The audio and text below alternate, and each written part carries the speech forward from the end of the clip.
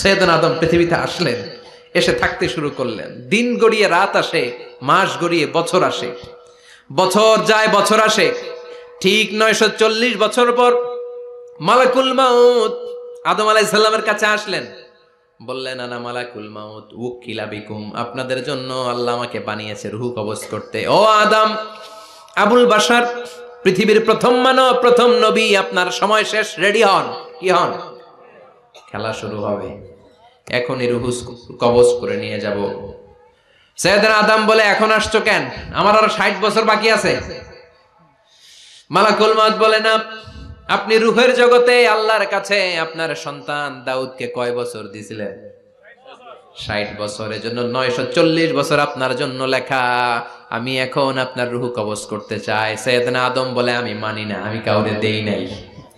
60 বছর আমি দেই নাই, আমি আরো বাঁচবো, আমি আরো বাঁচবো, 60 বছর আমি বাঁচবো, আমি দেইতেই নাই। মিয়া যাও। মালাকুল মাউত আল্লাহর যে বলে, আল্লাহ দেয় নাই বলে, আসলে ভুলে গেছে।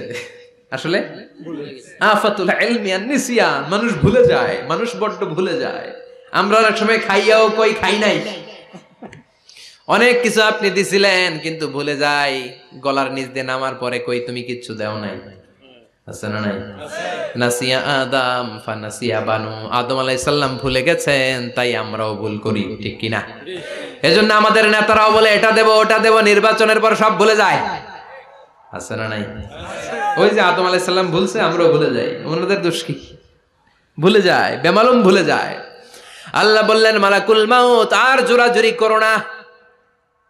940 নয়, ঠিক 1000 বছর পরে আদমের কাছে যাবা। আমি আমার আদমের ভাগ্যে এই জিনিসটাই রেখে দিয়েছিলাম রে মালাকুল মাউত। আমি আগ থেকে এটাই রেখেছি, আমি জানতাম সে ভুলে যাবে। চিল্লায় কোন সুবহানাল্লাহ।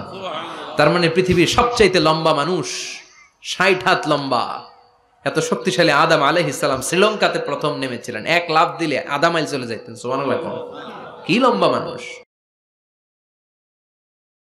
আদম আলাইহিস সালাম চলে গেলেন, ওনার পরের নবী ইদ্রিস আলাইহিস সালাম, উনি মরে নাই। ইদ্রিস আলাইহিস সালাম মরছে, কে বলছে? উনিও মরেছেন। তবে ওনার মৃত্যুর আজীব এক ঘটনা আছে, অনেক লম্বা কথা।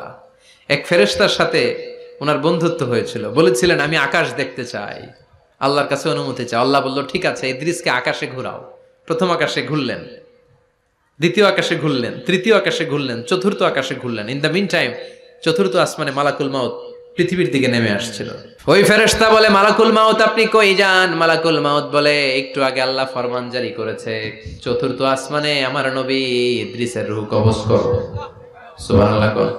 আমি বললাম, আল্লাহ আপনার পাঠানো নবী সাইয়েদনা ইদ্রিস থাকে দুনিয়ায়, চতুর্থ আসমানে পামু কই? আল্লাহ কয় কথা নাই, দৌড় দে। আমি দৌড় দিলাম, এসে দেখি ইদ্রিস আলাইহিস সালাম এখানে রেডি। সুবহানাল্লাহ। ওয়া রাফা'নাহু মাকানান আলিয়্যা। ইদ্রিস আলাইহিস সালামের রূহ কবজ দুনিয়ায় হয় নাই, চতুর্থ আকাশের মধ্যে হয়েছে। একটু চিৎকার করে পড়বেন সুবহানাল্লাহ। এরপরে সুলাইমান আলাইহিস সালাম, উনি তো মরে নাই, মরছে। উনি জিন চালাইতো, উনিও মরবে। শক্তিশালী একজন নবী ছিল। উনি মালাকুল মাউতকে বলেছিলেন, মালাকুল মাউত আমার মৃত্যুর সুয়াইয়া, সামান্য কিছু আগে আমারে বইলো, আমার একটা কাজ আছে। মালাকুল মাউত মৃত্যুর কিছু সময় আগে এসে বলল, সুলাইমান টাইম ইজ আপ, সময় শেষ, অল্প কিছু সময় বাকি, কি করবেন করেন। সাইয়েদনা সুলাইমান জিনদেরকে ডাকলো, ও জিনেরা, বিশাল একটা প্রজেক্ট আছে, প্রজেক্টে কাজ শুরু করো। আর কিছু জিনকে বলল, চারদিকে গ্লাস ফিটিং করা একটা রুম বানাও। সাইয়েদনা সুলাইমান আলাইহিস সালাম গ্লাস ফিটিং করা রুমের ভেতরে ঢুকলেন। এই রুমে ঢুকার দরজা নাই, হাতে একটা লাঠি নিলেন। কি নিলেন? লাঠির মধ্যে ভর করে দাঁড়িয়ে রইলেন আর জিনদের দিকে তাকিয়ে রইলেন। জিনেরা এত বদমাশ ছিল, সাইয়েদনা সুলাইমান দাঁড়িয়ে না থাকলে কাজ করতো না। ছিল ফাঁকিবাজ। কি ছিল? দাঁড়ায় না থাকলে আজও লোকজন কাজ করতে চায় না, ঠিক কিনা? মালিক দাঁড়ায় থাকলে ঠিকই কাজ হয়ে যায়। সুলাইমান আলাইহিস সালাম লাঠির মধ্যে ভর দিয়ে দাঁড়িয়ে রইলেন আর বললেন কাজ করো। জিনেরাও কাজ শুরু করলো। ওদিকে মালাকুল মাউত এসে বলে, ও সুলাইমান সময় তো শেষ। সুলাইমান বলে, সমস্যা নাই, রূহ কবজ করো। উনি লাঠির মধ্যে ভর দিয়ে দাঁড়িয়ে রইলেন। গ্লাস ফিটিং করা রুমের ভিতরে কোরআন সাক্ষী। মালাকুল মাউত ওইভাবে লাঠিতে ভর দেওয়া অবস্থায় দাঁড়ানো অবস্থায় সাইয়েদনা সুলাইমান আলাইহিস সালামের রূহ কবজ করে নিলেন। উনি এমন ভাবে দাঁড়িয়েছেন, রূহ চলে গেল, লাশ হয়ে দাঁড়িয়ে রইলেন, লাঠির মধ্যে দাঁড়িয়ে আছেন, জমিনের মধ্যে লুটিয়ে পড়ে নাই। সুবহানাল্লাহ। জিনগুলো দূর থেকে ভাবলো বস তো দাঁড়ায় আছে। কে দাঁড়ায় আছে? জিনেরা মনে করছে বস দাঁড়ায় আছে, কাজ করতে হবে। করতে করতে পুরা প্রজেক্টের কাজ শেষ। ইন দ্য মিন টাইম ঝিঝি পোকা, উই পোকা, যেই পোকা কাঠ খেয়ে ফেলে, এই কাঠ খাওয়ার পোকা সুলাইমান আলাইহিস সালাম লাঠির ভেতরে ঢুকে লাঠিও খেয়ে ফেলেছে। সাইয়েদনা সুলাইমান আলাইহিস সালাম ধপাস করে জমিনে পড়েছে। আর জিনেরা কয় হায় হায়, খালি খালি কাম করছে এতদিন। সুবহানাল্লাহ কইবেন না? সুলাইমান আলাইহিস সালাম বাঁচতে পারে নাই, চলে গেলেন। মুসা আলাইহিস সালাম মরছে? উনি মরবে কেন? উনি তো খালি মারে। মরছে? এক থাপ্পড়ে ফেরাউনের বাবুর্চি নাই। মুখের আগে হাত চলতে কয়েকজন, এর মধ্যে মুসা আলাইহিস সালাম আছে না নাই? মালাকুল মাউত মানুষের আকৃতিতে অনুমতি না নিয়ে ঘরের ভেতরে ঢুকে গেল। ঢুকে বলে আনা মালাকুল মাউত, আমি মৃত্যুর ফেরেশতা। তো কি চাও? জিতু আন আকবাদা রূহাক, আপনার রূহ কবজ করতে আসছি। কিন্তু মুসা আলাইহিস সালাম দেখতেছেন দিব্য একজন মানুষ, কি দেখে?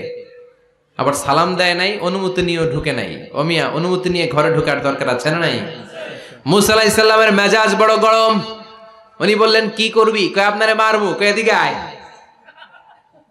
মালাকুল মাউত মনে মনে ভাবে এতদিন সব মানুষগুলো আমারে দেখলে দিত দৌড়, আজকে মনে হয় আমারে দিতে হবে দৌড়। এক পা গায়ে দুই পা পেছায় সাহস করে সামনে গেলেন। আবার মুসা আলাইহিস সালাম দিলেন এরকম থাপ্পড়। ফাসাক্কাহু ফাফাকু আইনা, বুখারীর বর্ণনা, এক থাপ্পড়ে চোখ নাই। ঠিকই মালাকুল মাউত দৌড়, এক দৌড়ে আল্লাহর কাছে। আল্লাহ বললেন রাখো, এটা মুসা আলাইহিস সালাম, তার মেজাজ বড্ড গরম, আমাকে কথা বলতে হবে। আল্লাহ বললেন মুসা, বুখারীর বর্ণনা, গরুর পিঠের উপর হাত রেখে দাও। রাখা হলো। তোমার হাতের নিচে গরুর যত পশম, প্রত্যেক পশমের বিনিময়ে এক এক বছর করে হায়াত বাড়িয়ে দিলাম। মুসা আলাইহিস সালাম অনেক চালাক নবী। উনি বললেন আল্লাহ, আমার হাতের নিচে যদি গরুর 2000 পশম থাকে, তার মানে 2000 বছর হায়াত বাড়িয়ে দিলেন, কিন্তু এক্সট্রা হায়াত যখন শেষ হয়ে যাবে এরপরে কি হবে? আগে ওইটা বলেন। আল্লাহ বললেন সুম্মাল মাউত, তারপরে তো মুসা মরতেই হবে, আসতেই হবে। সাইয়েদনা মুসা আলাইহিস সালাম বললেন ফাল আনা, তাহলে আর দেরির দরকার নাই, এখনই আমি আপনার কাছে চলে যেতে চাই। মালাকুল মাউত মুসা আলাইহিস সালামের রূহ নিয়ে উড়াল দিলেন। সুবহানাল্লাহ। বাঁচতে পারছে? বিশ্বনবী মরে নাই, উনি ইন্তেকাল করেছেন। চিল্লায় এখন ঠিক কিনা? ইন্তেকালের আগে বিশ্বনবী প্রচন্ড অসুস্থ হলেন। মা আয়েশারে ডেকে বললেন, আয়েশা মনে হয় আমি বাঁচব না। ওই যে খায়বার বিজয়ের দিন, খায়বার দুর্গ বিজয় করার পরে এক ইহুদি মহিলা আমার দাওয়াত দিয়েছিল। ওই দাওয়াত খেতে যাওয়ার পরে গোশতের মধ্যে বিষ মাখানো হয়েছিল রে আয়েশা। ওই বিষ মাখানো খাসির গোশত খেয়ে যে ব্যথা আমার পেটে উঠেছিল, আজ আবার সেই ব্যথা উঠেছে। বিশ্ব নবী ওই বিষ খাওয়ানো গোশতের কারণে ইন্তেকাল করেছেন। তার মানে বিশ্ব নবী শাহীদ। জামা আল্লাহু বাইনান নবুওয়া ওয়াশ শাহাদা, আল্লাহ বিশ্ব নবীকে শুধু নবী বানায় নাই, শহীদ হিসেবে কবুল করেছে। সুবহানাল্লাহ কইবেন না? প্রচন্ড অসুস্থ, উনি ছাড়া মসজিদে নববীতে কেউ ইমামতি করার সাহস পায় না। বিশ্বনবী বললেন আবু বকর তুমি যাও, আবু বকরও যায় না। বিশ্বনবী বললেন পানি আনো। বিশ্বনবী পানি দিয়ে ওযু করলেন। ওযু করে কয়েকজন সাহাবীকে ধরে উঠতে চাইলেন, আবার ধপাস করে বেহুশ হয়ে পড়ে যায়। বিশ্বনবী উঠতে পারে না। আবার বললেন ঠান্ডা পানি আনো। পানির ভেতরে বিশ্বনবী 2 হাত ঢুকিয়ে দিয়ে ঠান্ডা ভিজা হাত দিয়ে চেহারার মধ্যে মাসে করলেন আর বললেন ইন্নালিল মাউতিলা সাকারাত, হায়রে মৃত্যুর কি যন্ত্রণা, হায়রে মৃত্যুর যে কি কষ্ট।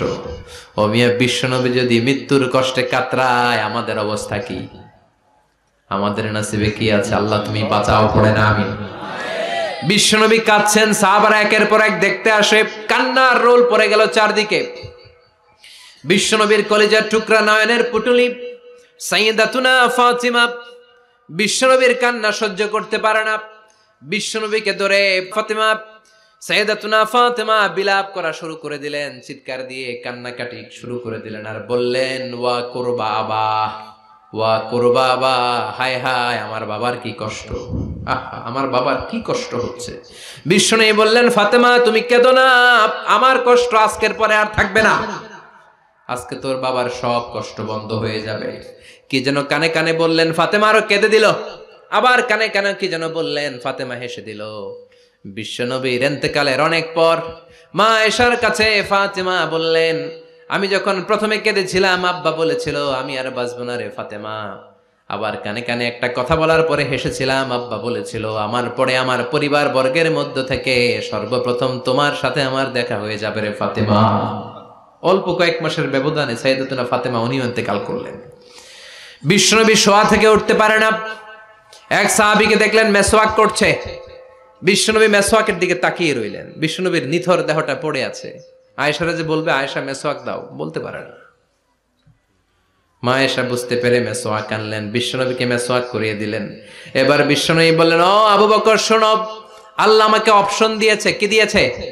আল্লাহ বলেছে নবী আজীবন থাকতে চাইলে থাকেন, আর আসতে চাইলে চলে আসেন। আমি থাকতে না চেয়ে আল্লাহর কাছে চলে যাওয়ার ইচ্ছা করলাম। সাইয়েদনা আবু বকর কান্না জুড়ে দিলেন। বিশ্বনবী বললেন, আসসালাত আসসালাত, ও আমার উম্মতেরা নামাজ তরক করো না।